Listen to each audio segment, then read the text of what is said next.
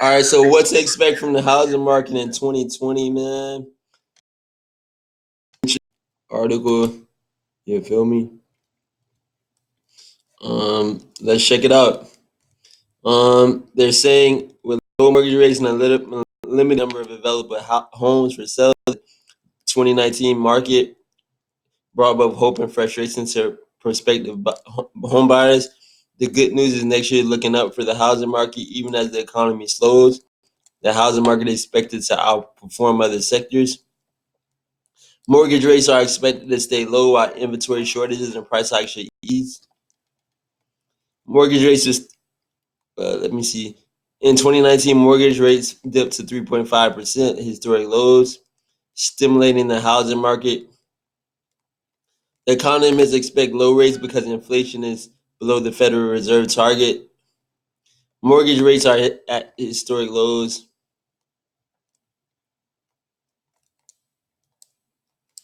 Somebody say anytime there's a shortage, labor will respond to these shortages, said Lawrence Young, NAR's chief economist, adding that the industry would overcome a tight labor market and slow pace of job creation with aggressive recruitment and high-paying salaries and an anticipated trade deal, which could bring down the cost of construction supplies and competitive recruitment for the construction industry, are also expected to help developers speed up construction. Let me see what else they saying.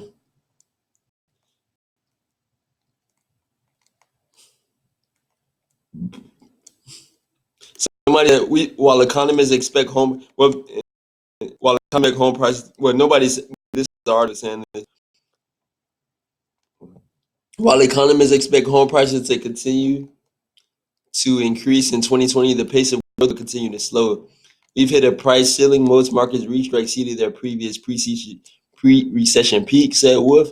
That news is a relief. In 2019, affordability was a chief issue preventing home ownership as more monthly mortgage payments continue to outpace wage growth. With the Fed lowering rates, there's a lot more access to affordable capital, but it also means more people are qualifying and putting money down. Who is this? A smiling, married millennial couple, living room hugging at a new modern house. Camera keys from the new dwelling. Happy family moving real estate owners concept. The millennial home buyer. For the first time, millennial surpassed other demographics, representing 36% of home buyers in 2019, according to the NAR. Their interest into the market is expected to boost first sales faster than any 3-year period since the Great Recession, a recent TransUnion study said. Millennials have been pondering and assessing home ownership for years, and now that the market has a bit more balance, they're ready to jump in, said Wolf. A shift to younger buyers. The shift to younger buyers has caused investors to ponder the best way to attract millennials. Trendy locations, prop tech, property technology, and green initiatives are many developers' agendas. Research also shows the rise of do-it-yourself and renovation is influencing millennials and Generation Z. We are seeing ongoing strong desire for personalization that is particularly important to millennials and Gen Zs who are entering the home buying market, said Jeff Metzger, president and chief CEO of KB Home. The group is more focused on personalization in their everyday lives and is resonating in the home buying process as well. They not only want to choose the communities they live in, but want to select their own floor plans, personalized textures, colors, and design features. Interesting. Others are predicting a rise in the importance of environmental sustainability, not a bad guess, since millennials are known for caring about a brand's social image. The main issue is the ability of millennials to afford to own. In most markets, it is too expensive to own, said Michael Romer, co-founder and managing partner of Manhattan-based law firm Romer Debits, LLP. Close up a person hand holding blocks with miniature.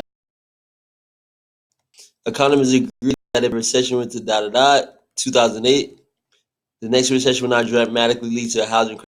According to I can't stress enough that this particular recession that we're forecasting isn't going to be a house-led recession, and in fact, just the housing will actually fare pretty well. They're saying. Man, let's get to the comments, see how they rebutted this article. Somebody said if President Trump remains in office, mortgage rates are expected to stay low, and if a Democrat takes office, regulation and stalling growth, said Kessler, CEO of Easy Knock, a New York City-based home equity prop tech startup. Today, we're seeing a drastic differences between candidates. There is a larger divide in the country than there was in my generation. So, um, yeah, trade relations with China heavily influence building costs as well as consumer willingness to make big purchases. Let's see what they talk in comments, man. How much time we got left to read the comments? Let's see. 5 minutes? Okay, 4 minutes.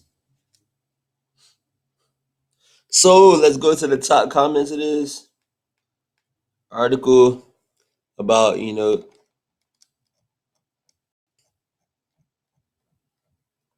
what to expect from the U.S. housing market in 2020.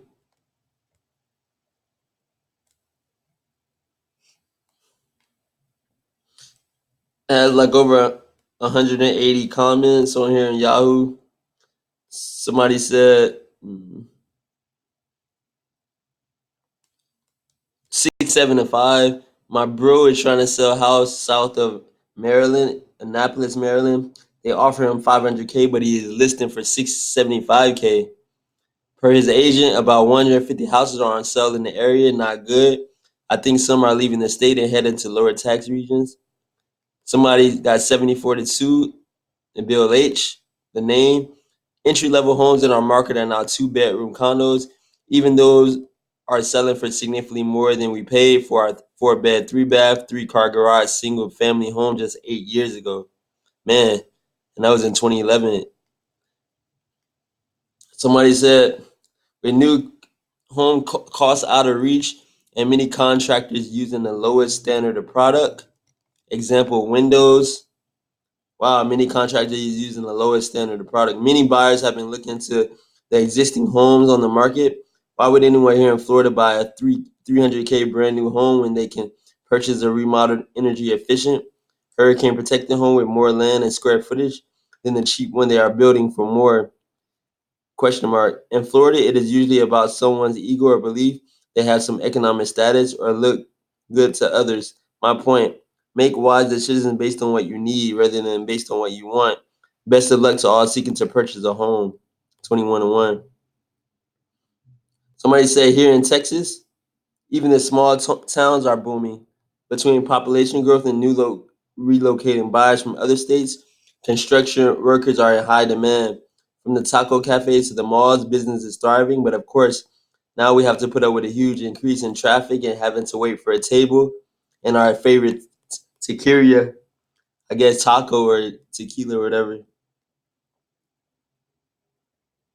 Somebody said I live in Sarasota area. That's in Florida. A company called Neil Communities overbuilt. So we have lots of empty new houses and prices are starting to drop.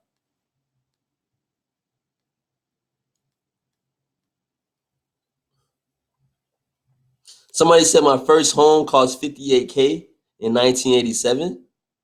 The interest rate was 10%, which was a good rate at the time. And then he bought his second home in 2002 for 180K. Both were fixed or uppers. I own both free and clear. Dang, wow. Together they currently have a combined value of 750K. I was fortunate to be born at the right time. That's what he said. 49 to 6. Somebody said got 49 to 1. It would be much better for the country and its citizens if home builders built starter homes. Instead, they built 300K homes a bunch of people can't afford. And then somebody got 32 to 3. 40% of the entire population of the U.S. cannot even afford to buy a home or rent one. What to expect from the housing market in 2020? I expect the number who cannot afford to buy a house to rise to about 41%.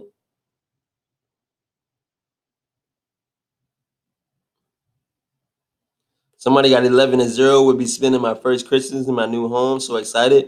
I rented for 44 years before could save up enough to start building equity. The process was stressful, but I'm so glad now to have made the leap.